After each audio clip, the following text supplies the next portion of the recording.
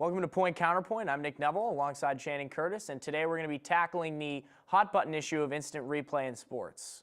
Now, I'm not sure how you feel about this, Channing, but I think that there's certainly a time and a place for instant replay, and we do have the human error sometimes if you have the umpire who didn't see a play at the plate, or in the NFL sometimes they can get the call wrong and they send it back. But I think sometimes, especially recently, there's an overuse of the instant replay, and it just tends to stall the games. Well, of course you say that because you're a baseball fan. And baseball fans are forever complaining about instant replay. I don't understand what the issue is. I think everybody who is a sports fan has had an instant replay turn the game around for their team. As a Cowboys fan, we remember the Des Bryant, it was a catch against Green Bay. Exactly. So, I mean, everybody has But it also goes the opposite way. You've had plenty of instant replay calls go the wrong way. Of course.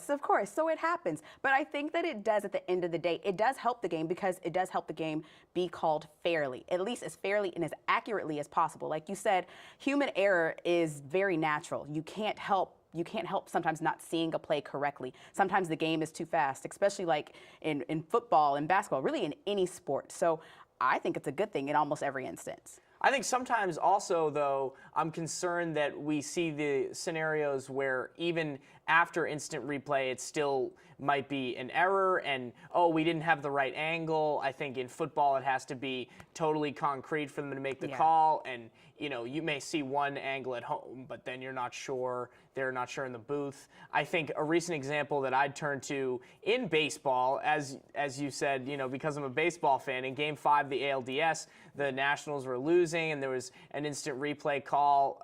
Jose Lobaton was called safe. They overturned it, and ended up helping the Cubs. But, you know, the most pivotal point in that game wasn't impacted by someone who was on the field. It was impacted by someone in an instant replay booth in New York. And so that game that was a crazy circumstance, but that ended up being 4 hours, 37 minutes long. Longest 9-inning postseason game.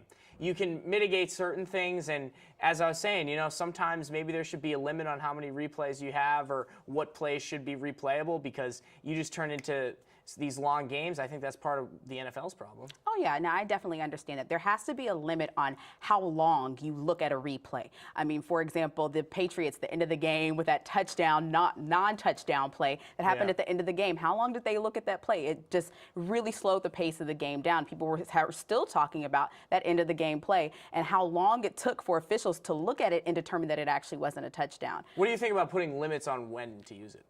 Now that I'm not sure about. I like the fact that the NFL does decide in the last 2 minutes of the game they review everything. I do like that because it's a crucial moment. Now, in some other sports, I'm not sure how I would feel about it. It would really depend, I think. So for Nick Neville, I'm Channing Curtis. Thanks for tuning in to Point Counterpoint.